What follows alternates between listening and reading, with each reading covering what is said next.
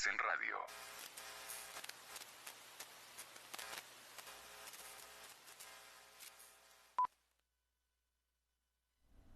Continuamos con más de estudios bíblicos. En la última emisión me quedé precisamente a mitad del capítulo 3 del libro de Miqueas. Este es el último libro del Antiguo Testamento. Entonces vamos a terminar con el Antiguo Testamento y de leer absolutamente toda la Sagrada Escritura y estudiarla por varios años, vamos a concluir con el Antiguo Testamento, con el Nuevo Testamento, que en verdad es muy breve. Es muy breve el Nuevo Testamento, porque el Nuevo Testamento no viene a cambiar nada del Antiguo, sino a reafirmar todo lo que hemos estudiado en estos años.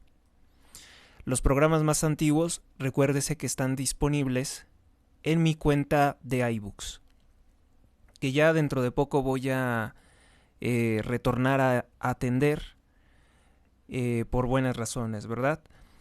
Es mucho más flexible, mucho más práctico. He estado aquí en otras plataformas porque pues es necesario llegar al mayor número de personas. Vamos entonces con el versículo 8 del capítulo 3, solamente son 4 capítulos, que dice: ¿Puede acaso el hombre engañar a Dios? Dice Dios: pues vosotros me estáis intentando engañar. Y dicen: ¿en qué te hemos engañado? Dios responde: en los diezmos y en las primicias. Caiga sobre vosotros la maldición, porque me habéis engañado, la nación entera. Traed todo el diezmo a la cámara del tesoro, para que haya alimento en mi casa. Y probadme, os ruego, en esto, dice Yahvé de los ejércitos, a ver si no os abro las cataratas del cielo, o sea, no para que se ahoguen, sino la catarata de bendiciones, y a ver si no os abro las cataratas del cielo y derramo sobre vosotros una bendición superabundante. Por vosotros increparé a la langosta devoradora, es decir, Dios eliminará esta terrible plaga que se come los cultivos, que deja a pueblos o dejó a pueblos enteros sin comer. Y no os destruirán los frutos de la tierra, y las viñas del campo no serán estériles. Comparemos este pasaje con la ironía del capítulo 1, versículo 8 de este mismo libro, y adoremos este triunfo de la misericordia del Señor, de la todopoderosa misericordia de Dios. Lo mismo les dice Dios en la profecía de Zacarías, desde el principio, desde Zacarías capítulo 1, versículo 3. San Gregorio comenta en los salmos penitenciarios que aplica esto a la contrición de cada alma, añadiendo que, como no podemos convertirnos a Dios sin que Él mismo nos ayude o nos dé la gracia, que eso es algo que niega la secta herética de los pelagianos, hemos de clamarle todo el día, hemos de adorarle todo el día, como hace el profeta, diciendo: no apartes de mí tu rostro. Dice Yahvé de los ejércitos que la tierra les será fértil, que les dará de comer en abundancia, porque hasta el momento solamente podían comer, pero no iban a saciarse, no iban a hartarse de los alimentos. Versículo 12. Y todas las naciones os llamarán bienaventurados, pues seréis una tierra de las delicias, dice Yahvé de los ejércitos. A partir del versículo número 13 nos habla sobre la suerte de los impíos y de los justos. Vuestras palabras contra mí son insolentes, dice Yahvé, y todavía decís: ¿qué hemos hablado contra ti? Habéis dicho: cosa inútil es servir a Dios. Pregunta: ¿Y qué provecho tenemos si observamos sus mandamientos y andamos tristes delante de Yahvé de los ejércitos? Por cierto que la Sagrada Escritura dice que los malvados se sienten tristes cuando hacen un bien. Creo que viene en el libro de Eclesiastés. Vean ustedes qué malvado es el pueblo de Dios, que se siente triste de andar en los caminos de Dios, de hacer la voluntad de Dios. Qué tristeza, qué pereza, qué flojera.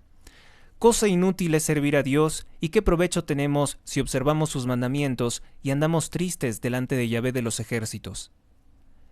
Llamarnos dichosos, dice, llamarnos dichosos a los soberbios, pues los impíos tienen suerte. Aunque provocan la ira de Dios, quedan salvos. Entonces, los que temían a Yahvé hablaron unos contra otros, y Yahvé estuvo atento y escuchó, y fue escrito delante de él un libro de memoria en favor de los que temen a Yahvé y respetan su nombre. Versículo 17. Ellos serán, dice Yahvé de los ejércitos, mi propiedad en aquel día que yo preparo. Y de ellos me apiadaré como un hombre que se apiada del hijo que le sirve. Un hijo que no sirve, pues no se apiada, ¿verdad? Entonces veréis una vez más la diferencia entre el justo y el impío. Es decir, se acaba el misterio de la iniquidad. Porque actualmente, y lo digo por mí, y lo digo por mi país, pareciera que los satanistas, como López Obrador, cada vez son más prósperos. Pareciera que cada día tienen más poder, o al menos esa es la ilusión que nos crean los multimillonarios a través de sus redes sociales y de sus poderosos e influyentes medios de comunicación. Pero eso no será por siempre. Si creemos en la palabra del Señor, sabemos que Él tiene que terminar arruinado. Él tiene que sufrir mucho. Tiene que ser castigado, destruido por Dios, porque Dios es justo y no puede permitir que un bastardo se salga con la suya. Ellos serán, dice Yahvé de los ejércitos, mi propiedad en aquel día que yo preparo, y de ellos me apiadaré como un hombre que se apiada del hijo que sirve. Entonces veréis una vez más la diferencia entre la suerte del justo y el impío, entre aquel que sirve a Dios y aquel que no le sirve. Fin del capítulo número 3 del libro de San Malaquías. Continuamos después del corte con el capítulo número 4.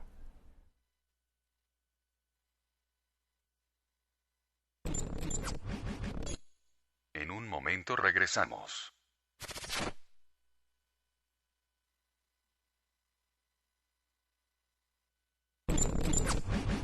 Regresamos. Continuamos con el capítulo número 4 del libro de San Malaquías, que nos habla sobre el triunfo de los justos. Hay que ser justos si queremos estar del lado vencedor, del lado victorioso, que es el de Dios. Pues mirad que viene aquel día que arderá como un horno, todos los soberbios y todos los obradores de iniquidad serán como paja, porque aquel día que viene los abrazará, los quemará, dice Yahvé de los ejércitos, sin dejar de ellos ni raíz, ni rama, es decir, sin padres y sin hijos, sin nietos tampoco. Versículo 2. Mas para vosotros, que teméis mi nombre, se levantará el sol de justicia. Es otra forma de llamar a Cristo, el sol de justicia. Que en sus alas traerá la salvación, y saldréis vosotros y saltaréis como terneros que salen del establo. Y pisotearéis a los impíos, pues será como ceniza debajo de las plantas de vuestros pies. En aquel día que yo preparo, dice Yahvé de los ejércitos, es un Dios de guerra, pero de una guerra santa. Versículo 4. Acordaos de la ley de Moisés mi siervo, a quien intimé en el Horeb mandamientos y preceptos para todo Israel. A partir del versículo número 5 nos habla sobre el retorno de Elías. Versículo 5. He aquí que os enviaré al profeta Elías, antes que venga el día grande y tremendo de Yahvé. Él convertirá el corazón de los padres a los hijos y el corazón de los hijos a los padres.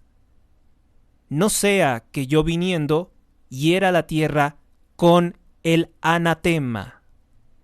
El anatema es la destrucción. Si los hijos no se convierten al Padre, entonces Él herirá la tierra con la destrucción. He aquí que os enviaré al profeta Elías antes que venga el día grande y tremendo de Yahvé. Entonces, pues queda la duda, ¿no? Si San Juan el Bautista era una encarnación, vamos a decir, de Elías, o si está por venir el profeta Elías a predicarnos la verdad de la palabra de Dios antes de que venga el día terrible. Yo me pregunto si en aquel momento que venga el profeta Elías, los hombres nos vamos a enterar de ello, porque nosotros, en cierta forma, en el medio en el que nos movemos, podríamos quedar muy apartados de Dios. Movernos en los medios de comunicación, movernos en redes sociales y en el ámbito público de la Ciudad de México, en los restaurantes elegantes donde se hacen conversaciones importantes de empresas y de gobierno, pues ahí no vamos a encontrar al profeta Elías. Estoy plenamente convencido de que en ese lugar donde están todos los reflectores de la atención, pues no va a estar presente el profeta Elías. Y entonces si viniera alguien tan, pero tan importante como un enviado, un representante de Dios como Elías a la tierra, seguramente este mundo mezquino, que tiene tanto interés en el dinero y en la fama, no le prestarían la atención que merece. Aunque aquí dice que lo enviará con publicidad. Entonces no sabemos qué clase de seña será la de Elías. Vamos entonces ahora con explicaciones y comentarios de estos dos capítulos, del capítulo 3 y del capítulo 4, del libro de San Malaquías. San Malaquías, que significa mensajero de Dios, y el mensajero de Dios es otra forma de decir ángel. Mi ángel es una expresión que coincide con el nombre del mismo profeta San Malaquías. El ángel es el precursor del Mesías, San Juan el Bautista. Dios anuncia el reino de los cielos traído por Jesucristo y su pregonero el Bautista. Lucas capítulo 3 versículo 4, Lucas 16 versículo 16, Juan capítulo 1 versículo 23, Zacarías 1 versículo 11. Es nombre del Mesías en Miqueas 5:2 y significa su realeza, donde Cristo, en su retorno triunfante, es llamado Rey de Reyes y Señor de Señores. ¿A quién buscáis? Es como una respuesta a lo que dice el capítulo 2 del libro de San Malaquías en el versículo 17. El ángel de la alianza, el ángel de la alianza, esto nos hace pensar en el ángel de la antigua alianza, que condujo al pueblo de Israel de Egipto, y en que se puede ver con San Judas al mismo Jesucristo. Se refiere aquí al ángel o mediador de la nueva alianza que es Jesucristo. Así lo exige el paralelismo de expresiones que nos habla del Señor, o mejor dicho, que nos habla el Señor sobre su ángel de alianza. He aquí que viene, el sentido de esta expresión es aramea, Marán atá,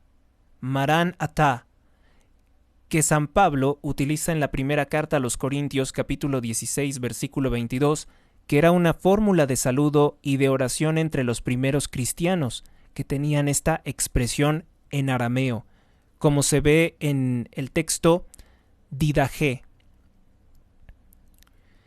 El día de su venida, como él comienza a juzgar a su pueblo, el Mesías vendrá como un fuego purificador que separa en Israel la escoria de la plata de buena calidad. Entre más calor se separan estas aleaciones. La actividad del Mesías se dirigirá ante todo contra los ministros sagrados, contra los malos sacerdotes, cuya conducta infame hemos visto más arriba. Los purificará a través del martirio, del suplicio, del sacrificio, del castigo. De modo que sus sacrificios serán de nuevo agradables a Yahvé nuestro Dios.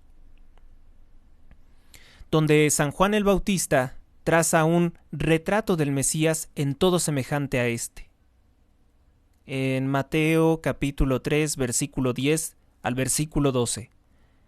Una vez purificados los sacerdotes, la expresión que maneja aquí es los hijos de Leví, serán limpios también sus sacrificios, el culto y la vida sacerdotal. Estas amenazas se dirigen contra los vicios del pueblo, particularmente contra los que practican la hechicería, el adulterio, el perjurio, la injusticia. En el capítulo anterior vimos que Dios no escucha las súplicas, los pedidos, los rezos de los adúlteros. Soy inmutable, dice Dios, soy inmutable. Palabras muy profundas. Yahvé podrá aniquilar a su pueblo rebelde, pero a pesar de todo, siendo él inmutable en sus promesas, cumplirá fielmente aquellas que en otro tiempo hizo a los hijos de Jacob. Y que a lo mejor el pueblo presente ni siquiera son sus sucesores, étnicamente hablando, ni siquiera son particularmente proclives a ser religiosos, pero de ellos se tiene que cumplir la promesa a los hijos de Jacob. Por eso, castigándolos, no los exterminará, pues ya lo hemos visto en el libro de Ezequiel, que Dios quiere la conversión de los malvados, no su destrucción. Es lo que San Pablo dirá luego en Romanos 11, capítulo 28, que revela que aún subsisten las misericordias prometidas para Israel, pero ahora también para la Iglesia Católica.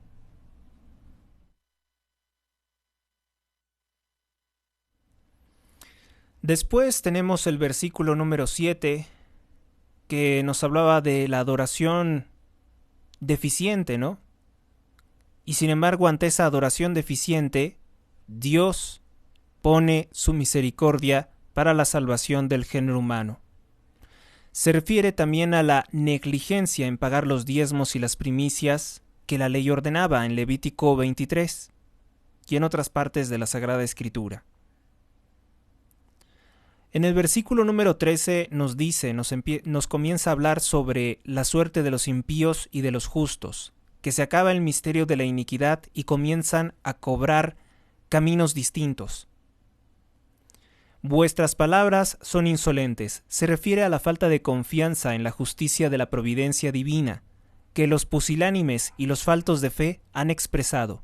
Según ellos, la fe en Dios y la obediencia a sus mandamientos deberían ser recompensados por Dios inmediatamente, y todavía con gran largueza, como si el Señor tuviera que agradecerles, aún hoy, bajo la ley de la gracia, nos da esto una gran luz, porque solemos tener el pecado, o de la idea un pecado, de la idea del pecado tenemos una idea un tanto legalista.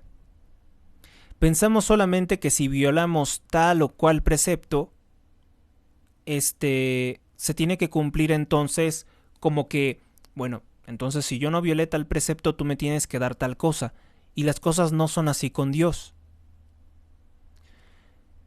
No vemos que un padre, más que las faltas del hijo, no vemos o no veremos sería que un padre, más que las faltas del hijo, se duele de la ingratitud y desamor de su corazón, que un padre sufre más de la ingratitud y desamor que tiene a su propio padre el hijo, que de las faltas que ha cometido ese hijo al cual gustosamente buscará perdonar.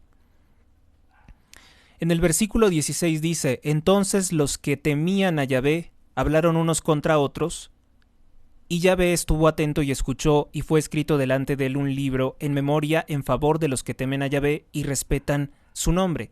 Es decir, Dios les da una esperanza para que piensen que no están siendo ignorados. Para sostener de los justos, el profeta los remite al libro de la memoria, en el cual el omnisciente, el que lo sabe todo, apunta todos los sufrimientos que padecen sus fieles, los cuales serán recompensados. Esto es un libro de verdad, es una memoria de verdad que viene en el libro del Apocalipsis capítulo 20, versículo 12. Vamos a una pausa y continuamos. En un momento regresamos.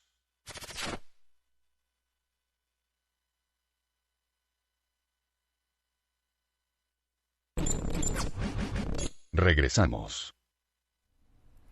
Nos quedamos en la parte de el libro en el cual Dios apunta o tiene conocimiento del sufrimiento de su pueblo escogido, de los hombres fieles a Dios, que viene en el libro del Apocalipsis capítulo 20 versículo 12, y viene mencionado también en los salmos de David, en el salmo número 68 y en el salmo número 138, que es el llamado libro de la vida.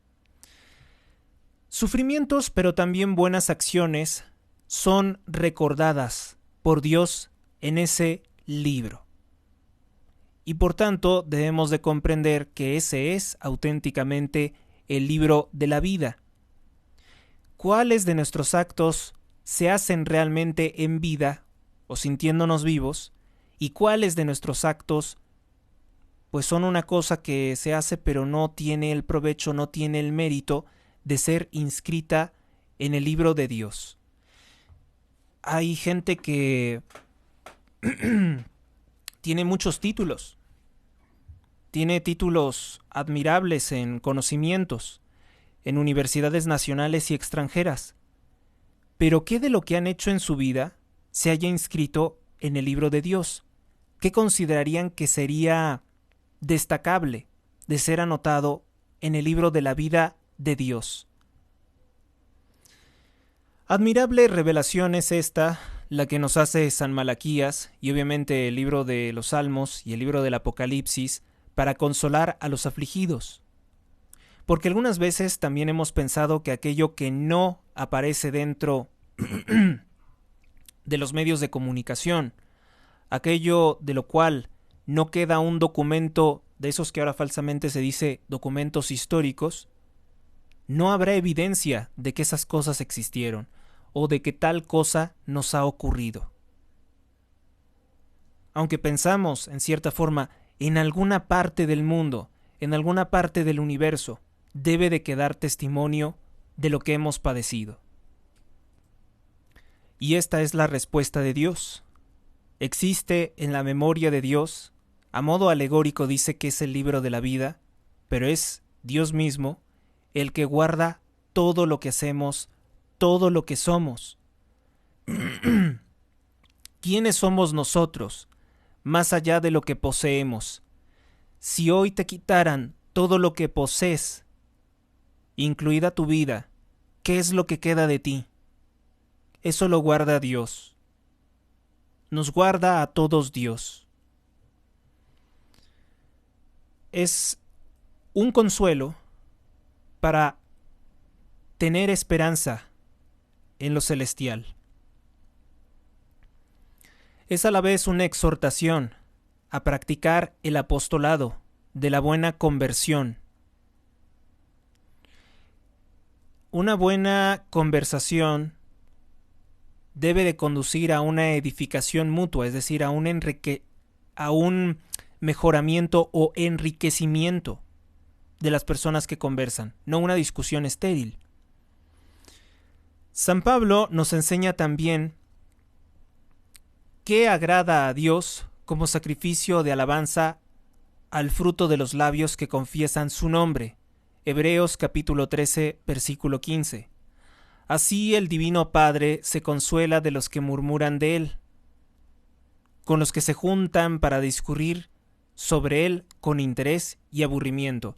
Eclesiástico capítulo 24, versículo 29, Sabiduría 8, versículo 16. A este grado de humillación llevamos a Dios, dice un autor, al punto de que cualquier trivialidad mundana, qué acto de blasfemia más grande, nos parezca más agradable, más interesante, más importante, como pasatiempo o como tema de conversación, que las estupendas cosas que nos habla el libro de Dios, la Sagrada Biblia, que hasta los incrédulos llaman monumento de sabiduría. Sí, hay gente atea que dicen que la Biblia es un monumento de sabiduría, pero que nada de lo que dice es real. Tienen esa extraña postura, ¿no? Reconocen que es muy buen libro, que está bien, pero que no es real. Y luego decimos creer que ese Dios nos tiene dado un hijo para que nos divinice, nos haga divinos, vaya, desde ahora por su gracia y luego por su propia gloria. Hermanas, una de dos, o no hablar o hablar de Dios, decía Santa Teresa. Es que hablar de Dios es el mejor tema. Yo creo que es el tema más elevado y más especial al que podemos recurrir. Hablar de Dios no es una vulgaridad, como hablar de el trasero de una cantante o actriz, que es el tema de conversación de muchos periódicos y televisoras. Hablar de Dios no es naco, no es vulgar, no es corriente, no es ordinario además.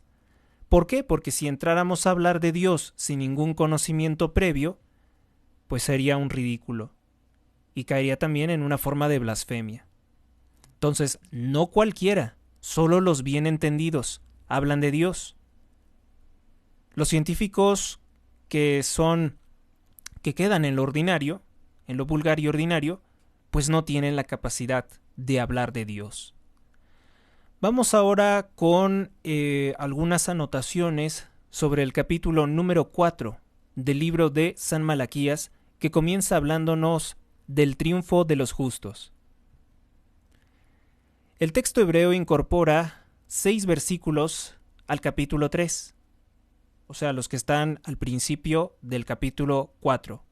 Aquel día, el día del juicio, el cual será como un fuego en que los pecadores son quemados como estopa y paja. Palabras semejantes emplea el precursor en Mateo capítulo 3 versículo 12 y en Lucas capítulo 3 versículo 17. Para los justos, en cambio, nacerá el sol de justicia, que es Cristo.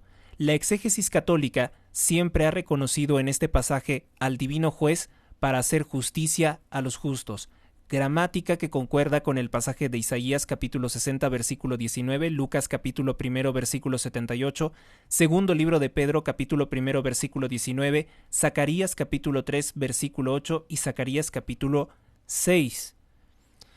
Es otro de los nombres de Cristo. Tiene muchos nombres en la Sagrada Escritura.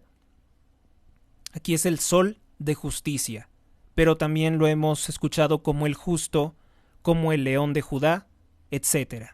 El verbo encarnado también, o el logos. Aquí Dios también nos da la promesa de que nos hará partícipes de la venganza de Él contra los malvados. Pisotearéis a los impíos. Pisotearéis a los impíos. Es una cosa notable que San Judas, en Judas 14, y que también Enoc profetizó, que la venida del Mesías en gloria y en sus santos, es decir, la venida para el juicio terrible contra los malvados.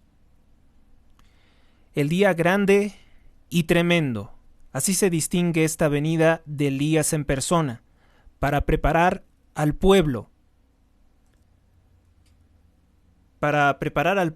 en lo que será la parusia del Señor, el retorno del Señor. Mateo capítulo 17, Marcos 9:11, Eclesiástico 48:1, Apocalipsis 11:3. De la venida de San Juan el Bautista, con el espíritu y la virtud de Elías, como precursor de Jesús en su primera venida. Cuando los suyos no lo recibieron, y eso que no venía a nombre propio, venía a nombre de Dios, creador del cielo y de la tierra, del universo. Y no lo recibieron. Dios nos advierte que un infame, mejor dicho, vendrá, y que ese sí será recibido, y que será en su propio nombre, pero vendrá de parte del maligno. Ese es el anticristo, que tendrá la capacidad incluso de engañar a los más fieles. El día grande y tremendo. Ese día grande y tremendo convertirá el corazón de muchos. La labor de Elías consistirá, dice Crampon, en llevar a sus contemporáneos a la piedad de los días antiguos y a la imitación de los padres y patriarcas. Fin de explicaciones y comentarios acerca de este capítulo número 4 del libro de San Malaquías, que como pueden verlo es una condena total contra los adúlteros, contra los practicantes de hechicería, pero sobre todo, el libro de San Malaquías deben de tenerlo a la mano como una condena contra los malos sacerdotes, contra los sacerdotes perversos, que no quieren declamar la palabra de Dios. Con este libro también de San Malaquías damos por terminado nuestro estudio del Antiguo Testamento. Y no es por presumir, aunque esto sí es digno de presumirse, que hemos estudiado las últimas 370 páginas del Antiguo Testamento. Perdón, 370. 3170 páginas del Antiguo Testamento. Es lo que hemos estudiado hasta el momento.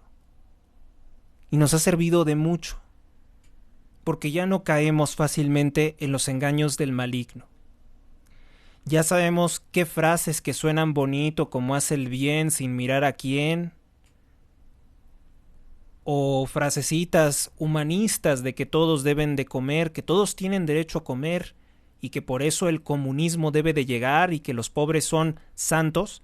Ya sabemos todo eso, que es doctrina de Satanás y que viene condenada en el Antiguo Testamento. La Biblia nos advierte de todo, de todas las falsas doctrinas que en la actualidad están en boga.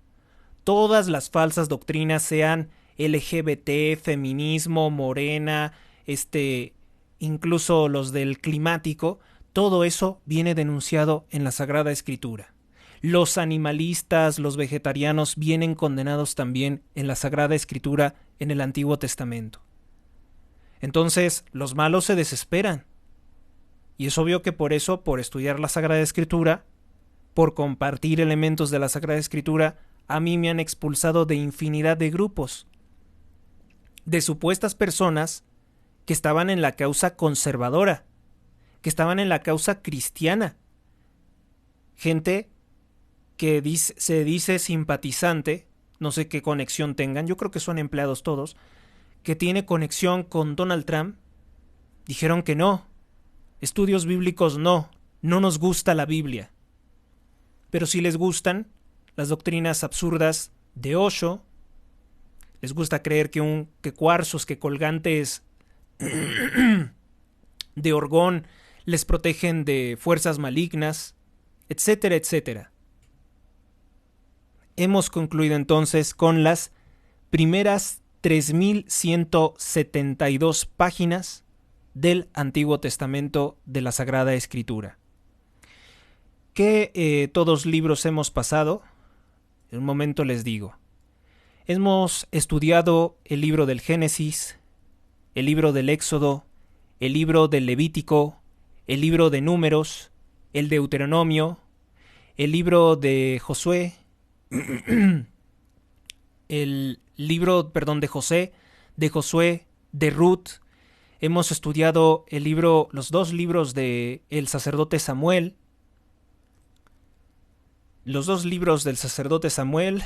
Hemos estudiado los dos libros de Reyes, que en realidad serían como 4. Algunos lo numeran como 4 en algunas versiones de la Biblia, pero los dos primeros decimos que son los libros del sacerdote Samuel.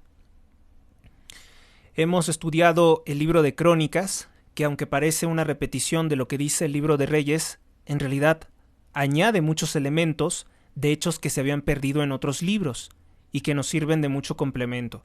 Hemos estudiado el libro de Esdras, el libro de Nehemías, el libro de Tobías, el libro de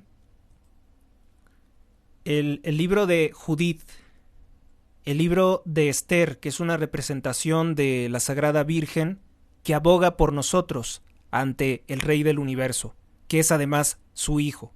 Madre de Dios es la Virgen María. Hemos estudiado el libro de los Macabeos, que es una condena total, o mejor dicho, si esto viniera en un orden cronológico, el libro de los Macabeos sería el último del Antiguo Testamento, porque es el más cercano a los tiempos de Cristo. Vamos a una pausa y continuamos. En un momento regresamos.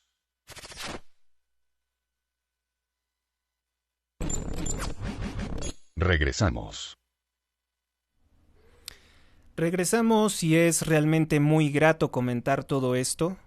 Les comentaba que si la Biblia, si el Antiguo Testamento estuviera en un orden cronológico, pues el libro de los Macabeos tendría que ser el último, porque es el que está más cercano a los tiempos de nuestro Señor Jesucristo, y una vez caída en desgracia la línea de sangre de los gobernantes macabeos, pues vienen los gobiernos criminales de los idumeos de la familia de Herodes, ya está considerada aquí también, que ellos son los fundadores de la secta impía de la masonería. Luego estudiamos el libro de Job, que son 42 capítulos, que de lo que más recuerdo del libro de Job es que ahí nos dice que la tierra es redonda, y nos dice que el interior de la tierra, el núcleo, está ardiendo. Eso lo sabía Job, porque se lo reveló el Señor. Luego estudiamos los Salmos, el primer libro de 40 salmos. Luego el segundo libro de Salmos, que consiste en 71. El tercer libro de Salmos, 88. Que estos libros contienen hermosas oraciones, tanto para despertarse e iniciar el día, al mediodía, como también antes de irnos a dormir. También contiene oraciones para pedir cuando nosotros seamos mayores y que Dios nos cuide cuando seamos frágiles y tengamos dificultades para valernos por nosotros mismos. En el cuarto libro estudiamos hasta el Salmo número 105. En el quinto libro estudiamos hasta el Salmo número 150. Pasamos por el libro de Proverbios, que es de 31 capítulos, y aprendimos muchas cosas sobre los falsos profetas, sobre los que quieren las riquezas a costa de todo. Aprendimos mucho sobre que si no sabemos de un tema, más nos vale quedarnos callados, y así hasta incluso pudiéramos pasar por sabios y prudentes. Estudiamos el Eclesiastés o el Coelet, que es de 12 capítulos, el Cantar de los Cantares. El Cantar de los Cantares, que es un libro maravilloso, pero tiene pues un mensaje muy misterioso, en el que la esposa, sin lugar a dudas, es la Iglesia Católica, la esposa del Cordero que quita el pecado del mundo, o debe de ser así. Y ahí viene la redención. El Cantar de los Cantares, junto con el libro del Apocalipsis del Nuevo Testamento, son los libros más difíciles de interpretar, y ya vamos a llegar al Apocalipsis. Digo al libro, ojalá no al Apocalipsis. Bueno, ¿por qué no, verdad? ¿Por qué no entrar en el Apocalipsis. No tiene temor el que confía en Dios. No debe de haber temor en el día del Apocalipsis. Se debe de aceptar la voluntad de Dios. El libro de sabiduría, que yo considero como una continuación del libro de Proverbios, contiene 19 capítulos. Ya lo estudiamos también. El eclesiástico o Ben Sirá, 51 capítulos. El libro de Isaías, de 66 capítulos. El de Jeremías, de 52. El de Lamentaciones, de 4. El de Baruch, 6. El de Ezequiel, 48. El de Daniel, 14, que es un libro fabuloso, donde incluso nos denuncia que es un castigo de Dios a aquellos locos que quieren creerse animales o del sexo contrario. Es un castigo de Dios, porque los que no aceptan al verdadero Dios son entregados a sus bajas pasiones, y ese es el peor de los castigos que puede haber. Oseas 14 capítulos.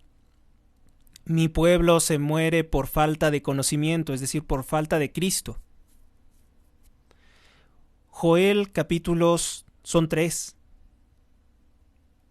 Amós 9 capítulos, Abdías 1, Jonás 4, Miqueas 7, Nahum 3, Habacuc 3, Sofonías 3, Ageo 2, Zacarías 14 capítulos, también muy valiosos. El libro de Sofonías es una condena total a la brujería y a los que creen en el deísmo, en el panteísmo y en la cábala.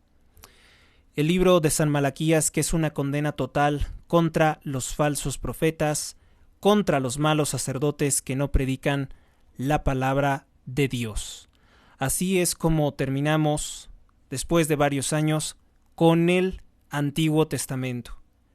Y vamos a continuar, vamos a iniciar el Nuevo Testamento, aunque lo hemos citado ya múltiples ocasiones para interpretar lo que dice el Antiguo Testamento, y que el Antiguo Testamento tiene todas las profecías, todos los elementos, detalla punto por punto que Cristo fue, es y será el Mesías, porque cumplió todas las señas particulares que se nos anuncian en las profecías de todo el Antiguo Testamento. Vamos a iniciar entonces con el Evangelio según San Mateo en la próxima emisión. Gracias por su atención. Dios los bendiga a todos hoy, mañana y siempre. Hasta la próxima.